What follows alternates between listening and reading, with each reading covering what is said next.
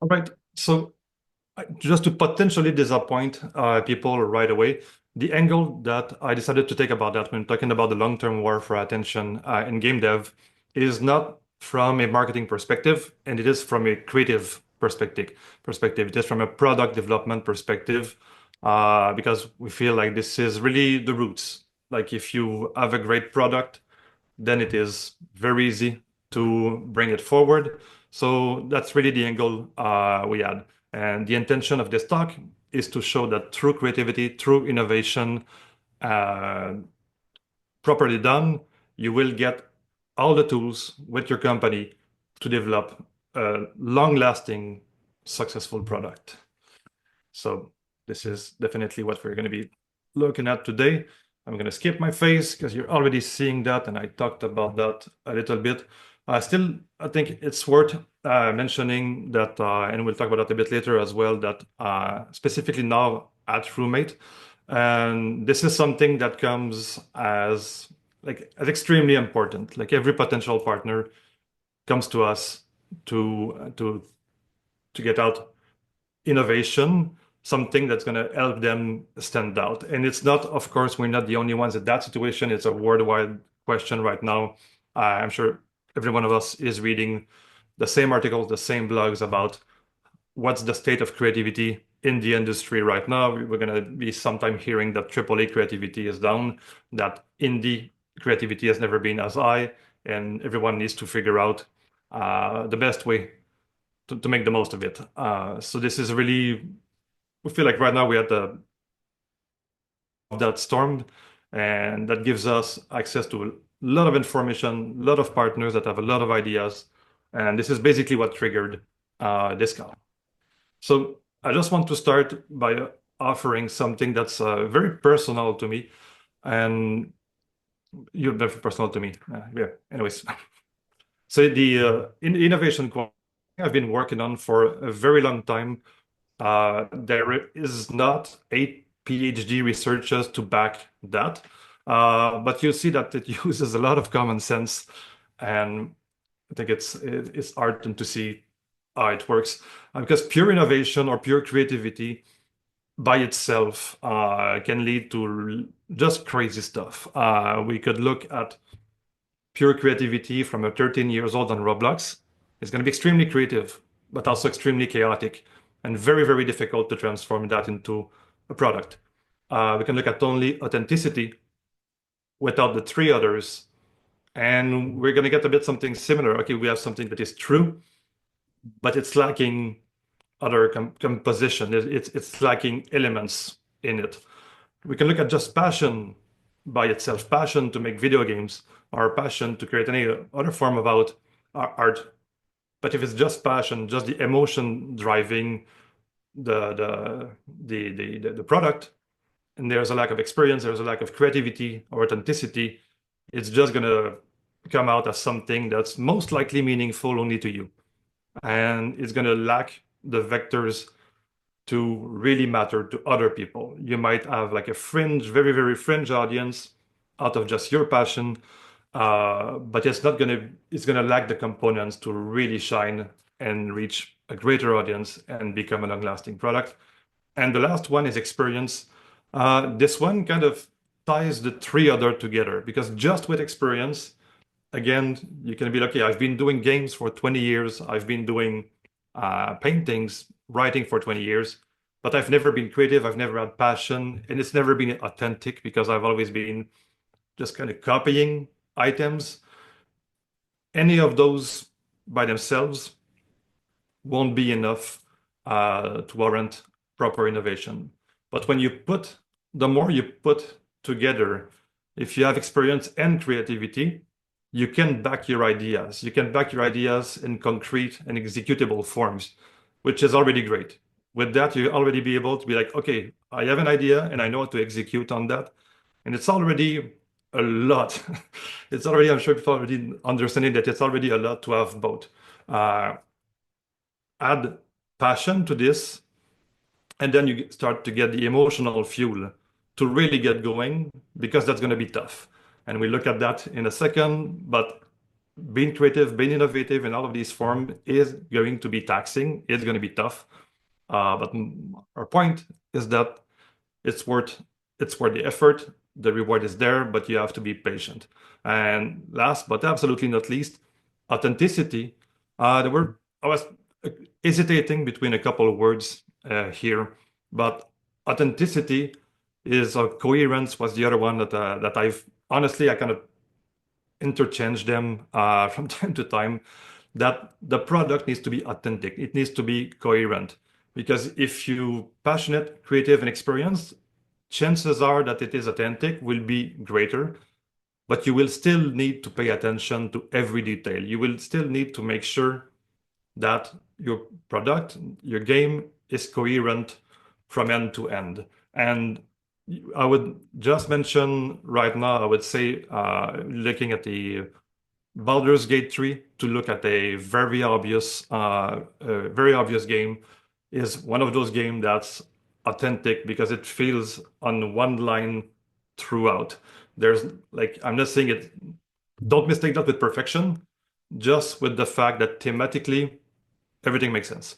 So when you have all these four together, you can get an innovation and you can get a product that will have legs to last. So I'm gonna start with the very personal experience. I was saying like I was a felt like a Asterix and Obelix. Sorry for the French accent with Obelix. That was like in the magic potion when he was kid. When I was 18 years old, I started working on my own tabletop game. And the joys of doing games or anything when you're 18 or 20 is you don't know risk, you don't know what you don't know, and you don't care. So you just go for it. Um, so, like many people that had played Dungeons and Dragons when I was younger, and many other tabletop role-playing games, we decided to do our own. Again, like many people, the only difference is that with a friend, we decided to push through, and I actually made that happen from our 18, 19 years old until 25. So it was 7 years of work, six and then some. The first, I would say the first 3 years must have been around 40 hours a week of work, something regular. We had to find side jobs and etc. But it's 40 hours of work, so that's fine. The the three last years to bring that to fruition were a lot more exacting. We had to stop working. We had to rely on extremely a low grants. We were living with like nothing, literally, like the typical like garage startup. We had to find artists that were as hungry as us, but as demanding as us on all levels. So in the end, we assembled a team of 6 people to work on that on the last 2 years. And as you're looking at on that quadrant at the left, experience is absolutely lacking. We had the passion, the creativity, and for some reason, authenticity was already there. My mantra as creative director on that project was coherence. Anything we liked that we wanted to put in there that was not coherent with the rest, that didn't flow with all of the other elements. And of course, as you add more elements, it becomes more and more complex to add something to stay authentic. When you have two or three components, it's fine. It's easy. You add a fourth. Does it make sense? Does it relate? Is there enough why to this feature? Yes. Okay, put it. But when you've been working on that world for 4, 5 years, that becomes tougher. And the last 2 years were 80 hours plus of work. The last year itself was 120 hours often, which is where I lost all of my hair, unexpected cost, but that's the kind of stuff. So I'm taking time to talk about that because it would be too easy to talk about innovation, about this quadrant, and say, yeah, you just hammer at those four things and then you get what you want. That is just about a formula. Uh, Time and effort is an underlying component there. And then if I'm talking about time and effort, from a game development standpoint, I'm going to be talking about costs. I'm going to be talking about risks. And those things need to come into consideration. And right now that we're seeing budgets and risks is something that we're much more averse to. than we were 5 years ago. But let's wish that it's gonna come back. But because really feel strongly that this is where and how we're gonna be able to bring back long-term value for players. So just to give an example, it is very obvious, and again, one that I know extremely well. I'd say there would be others, but in '93, when Garfield released that, like Cosmic Encounter, the core reference, that inspiration that he had for Magic, very few people knew about that. I was 16 years old, and I certainly didn't know about Cosmic Encounter. And Garfield, contrary to me, add the experience on top of everything else. And he made something that I'm sure none of you have heard about Mechanical Dream, even though it sold. It was a critical success. We sold all of our copies. Uh, but still, that was 3,000 copies. That wasn't enough. Magic the Gathering sold quite a bit more. And that project was born, it's pure innovation. It was like literally the first TGC. And everyone that's played Magic remembers the first time they open a card pack and the first time they understand rarity and the first time they understand deck building. And Garfield took about 10 years to develop that on enough. He had other games there, but it's still about 10 years. So again, from a game dev standpoint, that's way too long. But it's still important to understand uh, the cost, but what you can do with that, how it leverages. Like right now, Magic is in a position where their products are ready years in advance because they've mastered that clock so well. So, and again, to go back about that quadrant, Garfield was absolutely passionate about his product. It was absolutely creative. He had the experience, and the game was fully authentic. The game rules, the way they're working, it's all perfectly square.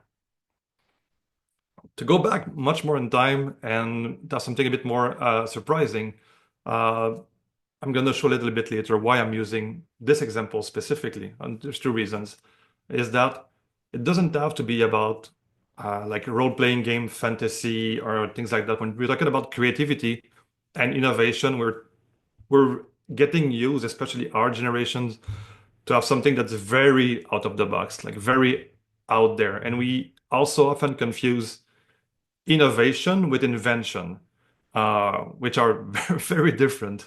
But sticking to innovation and the objective, like where does that, pardon me, innovation come from? What's the driver for it? Garfield wanted to do like a great game with like a lot of thoughts, a lot of depth, a lot of again creativity and self-expression.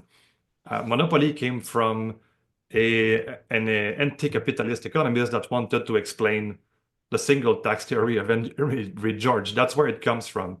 But still, she designed something that, based on her own experience, that she had enough to construct that. There was the creativity and obviously the passion for these rules, for these systems, and it's been authenticity that I was saying, like when you have lower amount of components, it's easier to achieve. And in this case, uh, Monopoly is a simpler game, much simpler, but still it's authentic. There's nothing in here. I mean, sure, you've got a die that runs around, but it doesn't matter. Again, we're talking about authenticity and coherence. We're not talking about realism, which would be something completely different, but just the fact that everything holds together well and that you get in there, you believe in that world. When you're playing Monopoly, with the level of engagement that players have with that, easy to see that it is authentic. And the reason why I'm using those examples, and you see that I'm going straight to this one, like Magic the Gathering now is at 31 years. It's like Magic the Gathering Puzzle Quest is a game that I worked on when I was at Hibernum. It's a pitch that came on our desk, and I was like, when I saw that it's Puzzle Quest, it's Magic the Gathering, I was like, we're winning this RFP. There's no way we're not winning that. Like, there's no way I am not doing this Magic the Gathering game. So we put all the efforts. We won that, and we went on to work with Magic for 3 years. I'm at Maru at the Wizards of the Coast offices, which was like a great reward when you're that much of a nerd as I am. And you know, that specific product of Magic has been in live ops for 9 years. We spent 2 years in development, 9 years in live ops, but that pales in comparison to the 31 years of Magic itself, which is still growing, which is still getting, I think it's as of it 2000, the MIT Review Tech Review comes from 2017 or 18, that it's mathematically the world's most complex game. And the longevity of that game, and especially and when you're looking at Arena is a sure shot. Like it goes from the game on a physical format to the game on a digital format. But when you're looking at a mix with Puzzle Quest, the Spell Slinger, and so many other items, it shows that the brand and the game was so strong and so authentic that it's very easy to expand that world, to bring it to like other audiences, other formats. We're going to talk about the formats a little bit after as well, but to really get that out. And we were saying it took him about 10 years to get that done. But when you're looking at its 31 years of, I'm going to say live ops based on my a bit of a background more in games, but it's obvious that it was worth the wait. It's obvious that it was worth the effort. Of course, it's easy to say now because you're looking at the results, but Garfield couldn't have done this game in 6 months to have that result. It did needed all of that time to get that innovation properly set, to place it and to place it in line to for something that's going to last and potentially another 30 plus years. There's no reason that Magic dies. Like we've seen competitors from every angle, and they all had their place, but none of them ever really came close to like challenge Magic into taking its place. Same is true. I guess no one's surprised to see that here of Monopoly. That starting from a board game about anti-capitalism, anti-monopoly, 100 years later, it is still thriving. It is still something that has been able to go into multiple directions. Of course, it took a long time before they realized that, okay, we have a brand, and in this case, it goes from a product to a brand for sure. That we can leverage. That's still gonna have a true essence of Monopoly, but still feel good in other format and variations, like Monopoly Tycoon Mobile. Again, same thing. Same thing I was saying with Magic. We got that RFP, and we're like, okay, no, we need to do that. We need to work with Monopoly. It's going to be amazing. And this is where we did a city builder because it's so natural to do a city builder with Monopoly. Or you're looking at Monopoly Go right now that is blowing off every charts on mobile, and all the versions of Monopoly that it can afford. Like once they started breaking their own rules, when they started realizing that they could do versions of Monopoly that would be extremely varied and the people were buying them. Again, the fact that the core product had been innovative and was done with solid roots allowed it to really shine on multiple formats. So when we're looking at it right now, we're talking about paper games, card games, and books as a base. But obviously, all of those like translate into the digital era. And here I want to shift a little bit into back into video games and how it works. Like when I started working at ODD1 was like 17 years ago, something like that. It was like we were doing games on the Nokia phone. Like we had to work on I think 32 or 64 pixel characters, and like the creative constraints were crazy. Like it was back when people were doing like PC games, like they were like AAA games done on PC, but to go on phones was a bit crazy because it was bringing you back to like super low spec on tech.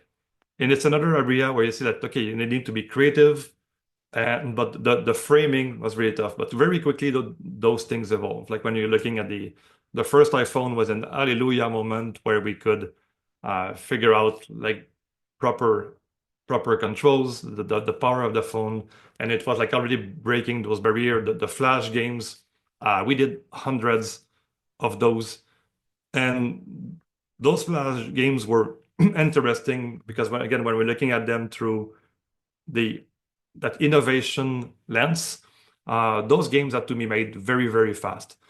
But the ones that became the longest lasting among those that we made are every time the ones that we spent the most time on. Like every one of them, if we were just doing a quick, fast clone, it would never have the same appeal against a game where we would spend, instead of doing it in a month, you would spend 3 or 4 months on it. In the Flash game world, that was a very long production time, 3 to 4 months. But those months, those games where we would take more time to balance, more time for the thematic approach, and so on and so forth. Uh, those yielded better results. The first browser games, like Travian game, which we worked with, same thing. These two brothers spent so long in Germany translating the board games, especially the German board game tradition of being like let's say like kind of like in Travian, when you lose, and you need to start a new game. So for an American mind, like wait, I can't revive, I can't come back. No, you lost. You spent 4 months, you lost. You need to start a new game. So, but when you get on board with that, and again, that game made sense, that game was authentic, and players were on board with that. So this era was where I got, I would say, I want to say the word pummeled with ideas coming from everywhere, especially from the Flash games. We went from an era where you would buy your games in a physical store one by one, $80 each.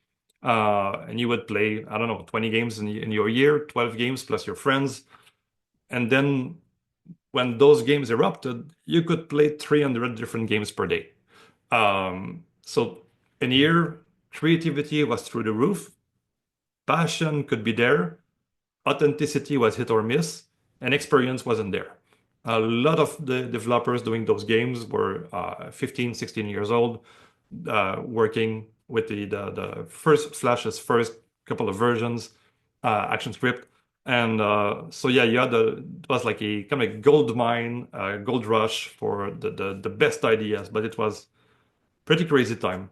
But there, like we learned to work with partners and with people. We worked with Disney and we worked with, like I said, with Travian and a lot of people that came in and they all had the same needs. Their game needed to differentiate themselves from the others. They needed innovation.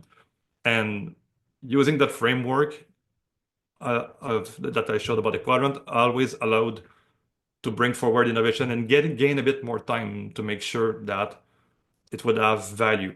Again, we'll see like value for the player to always take a little bit more time, not 2 years, not double the budget, and as more often than not was to stay within the budget, or stay within the time frame, but to have to figure out like the best angle, and especially for the Flash games and the Nokia phone games, we had to really stick to budget and timeline, but to find out that path that would give us more authenticity, that would have the team passionate to work on, and that would build the experience for the next ones as well.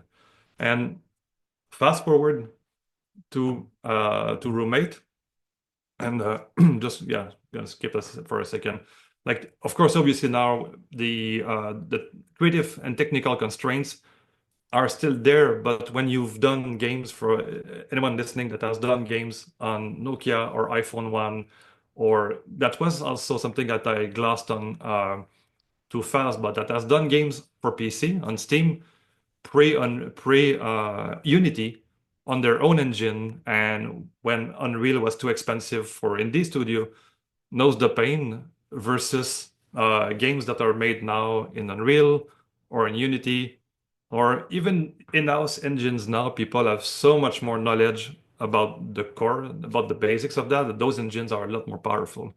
Engines, proprietary engines from 17 years back were in many cases kind of scrappy and done with what you could, but you wouldn't get the best and strongest result with. So yeah, so move to now. There's talking about continuity and quality.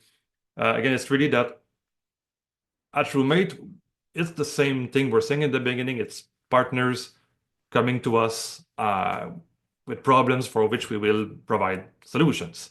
It's it lies into that one sentence. It's like we're there to have solutions, and because we have amazing properties to work with, amazing opportunities to bring them to life into sometimes it's going to be like with co-development, we're going to take some parts of it, but we always try to make sure when talking about the USP, like an innovation is going to be ultimately the same thing to make sure that we have the proper experience, passion, and the commitment to make sure that it's going to be like absolutely coherent with the existing universe.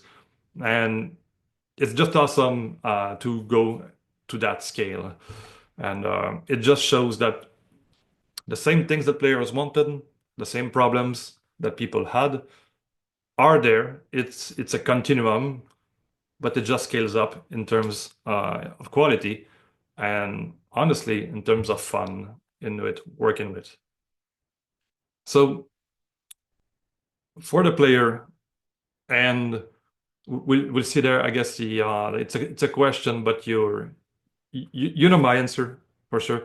When you're looking at Sven Vique, sorry, that I love to. I think like many people, I love to read his stuff. I mentioned Baldur's Gate 3 earlier. Was a bit on purpose. Like getting aboard to okay, a project fueled by idealism is almost impossible, and it needs to exist, even if it can lead to disaster. Initially, when I was talking about Mechanical Dream, my experience on that, without having experience in creating that, some people can refer of that to a disaster from an economical standpoint.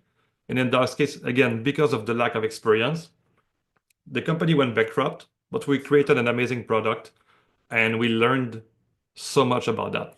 Not something you want to do when you're working with a partner at all. So this is where having that experience prior is crucial to be looking forward more to get a success like Sven Vincke will have, or when the examples we were giving with Magic um, or Monopoly. And ultimately, for us, what I would love to see more and more is people understanding that.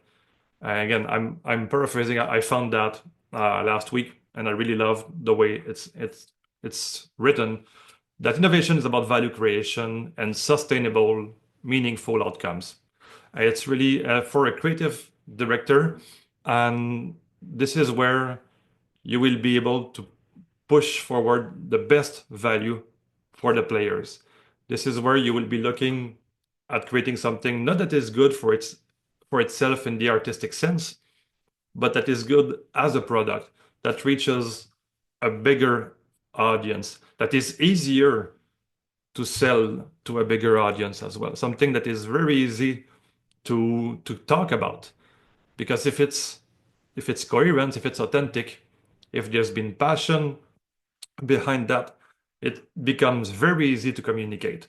The marketing channels to open around that kind of product start to kind of you have to think a lot less to be okay, what angles are we going to use? So we're seeing people like in more in the AAA space. So we've seen this I don't remember exactly who was saying that very recently about creativity is dead in the AAA space. We all know it's not true, and we know that it's still truer that creativity is bubbling in indie space because the constraints. I mean, very few indie developers have boards to convince before they go on with their product. When you're looking at the sorry, I'm having a blank on that card game that everyone is playing right now, the poker game with a roguelike. Someone will come back with it. But yeah, there's Blatro that you're thinking of. exactly bilateral. Yep. So single guy that had this project on the side, but he spent all that time working on that, and it is something that could exist for a very long time. So yeah, if you're in the design sphere of development, push for innovation and push for that with your boards, with everyone, because it's not going to drive the next quarters of income. It's not going to drive the profits for the short term. And maybe right now there needs to be profits in the next quarter regardless. And in that case, you wait for a little bit more. You work on it a bit on the side or on the extra. But in the long run, creativity, innovation will always give you a better product. And the idea is that when we're looking at that innovation about that creativity, I like love these two pictures of Doom before. Like people have the same needs, the same wants. We all know that our brains have not evolved at the same pace that our technology and our culture has. Like we're seeing people having paleo diets. We're having studies about our brains not being able to compute more than X amount of information per day, and that we're very, very fast in information overload. When you're looking at the big five personality traits that is getting more and more prevalent in academic circles, those big fives have been true for a long term. So the players will have the same needs, will have the same wants. It's going to be the survival games will always reach deep, and there will always be a need for like Candy Crush and such that offer pure relief. And anything like Factorio will always have its audience for people to like to go into the minute of every details and see the satisfactory, the satisfaction of seeing all these things. Those things have ever always been there, no matter the platform and no matter which gen of visuals we reach. Those are going to be the same fundamentals. So as you're creating, as you're innovating, I think for me, this is what eases it, is that you don't need to invent a new player need or a new player want. It's about creating an experience that will be new, that will be fresh, that will be innovative, but you can trust that the human nature at its roots will want the same things and you can talk to the same items. That's pretty basically it.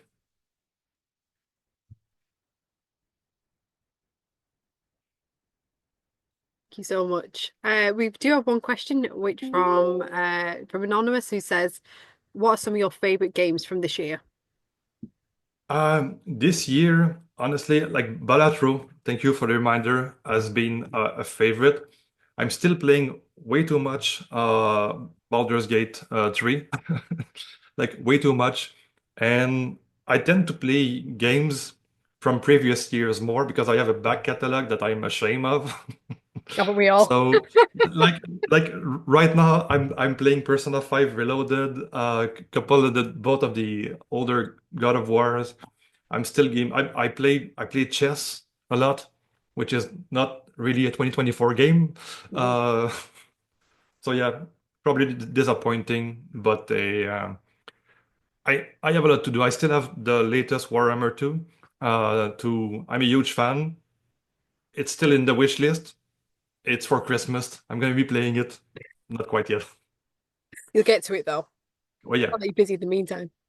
Um, so there's also, I mean, Byron's just put a little statement. Gameplay is the core, the visual, the all of elements can be improved with the development of tech. Do you have any thoughts on that? Sorry, let me Have get a please look in the the chat. courage. Yeah, so it's Yeah, yeah. Byron's Okay. comment. I'm not, yeah, but yeah, I would just agree with what Byron said because I was looking for a question. I realized there's no Yeah. questions. No, So there is a question that's just come in as well, which is how should we create a game that stands the test of time like Rockstar games? Big question. yeah, no, but for me, it's really and Rockstar game is actually a very good. Let me go back to my. Hope I didn't hammer you too much with that quadrant, but the Rockstar experience, if you're familiar with how it was created, the Rockstar game was created with a three-page GDD. That's it. But they just went at it and iterated on it because they knew that they had a feel They wanted to have a game feel, like the sensation when you're seeing like the notes coming in. So creativity was really out there at the time right away. Passion was absolutely obvious because the team that was working on that were all extremely passionate, and they kept working on that for years. Again, without GDD, without documentation, they would just do it. And experience, they didn't have experience in there, but they quickly acquired it. And yeah, I mean, it was veterans doing that. So it was still there. And again, when it comes to authenticity, when I was talking about the simplicity, like something that stands the test of time for me, I mean, of course, in execution, collaboration, I was looking at a lot of things before building that, like the like research and stuff like that. And there's multiple angles to that, and a lot of those have to do for the specifically the question that what stands the test of time refer to quality of execution and to make sure that you have collaboration in your team, proper communication, and so on and so forth, which is all true. But as you're creating that product, for me, what will create something that lasts the test of time will be those four items. We could certainly have a huge debate if we were together in a pub over each of those and what else could come in, what word could specifically go out. But that's my, again, after 30 years, and that's when I was looking back at the magic. Assassin's Creed, yeah, I Hmm. didn't mention Assassin's Creed from like Patrice Desilets was not just him again, but like the core idea with Jad was something that was really tough on production, on pre-production, because like video games industry is a small world. So without being in Montreal, without being in Ubisoft in that small space, the production echoes were everywhere, and the initial game was really tough to make. It took them years, lots of redo, lots of pains, but they created an experience. They created a game that had passion, creativity, was very authentic, and they were done by very, very experienced people. And now they have a new Assassin's Creed per year that has it's had its ups and downs, but most likely as a franchise, as a game, it stood the test of time, and there's a lot to build on. And because no corners were cut, and they went through the proper pains to get to the product that they had in the end that triggered the entire franchise. Brilliant. And we've got another question here, which is, have you worked on any cool games recently that you're allowed to talk about? Uh, there we we had a slide that we tried to get about those that it's all under NDA, basically. There's a couple of things coming up next couple of months, but it's I'm short answer is no. Again, because of the partnerships that we have, we don't have our own games, so it's yeah, no, sorry. It's got another question from Byron as well, saying he's a gaming PR person working to help Chinese games publish in the West markets. Do you think culture would be a problem in attracting players if the players don't know a lot about the background story? For example, Black Myth Wukong. It's funny. I would have used Black Myth Wukong to show that it can indeed translate. Uh, and for this one, I'm going to pick on one word. I'm going to use only authenticity because Black Myth Wukong is super authentic to the Chinese culture. For sure, some things, and we know there are like Korean games or Japanese games that don't translate well in the West because especially on mobile, if you were playing on mobile 10 to 12 years ago, Japanese games, like Japanese bingo games, they were understandable, incomprehensible. Like even translated, you wouldn't understand the game logic behind it. You would have to go through so many loops, and you would need to know so many rules from actual physical Japanese bingos to understand that those just because I worked on one for 4 months that we tried to try to translate, and we literally with the developer in Japan like, okay, that's not gonna work. Like you're asking me to put so many tutorial steps to explain the game to your players.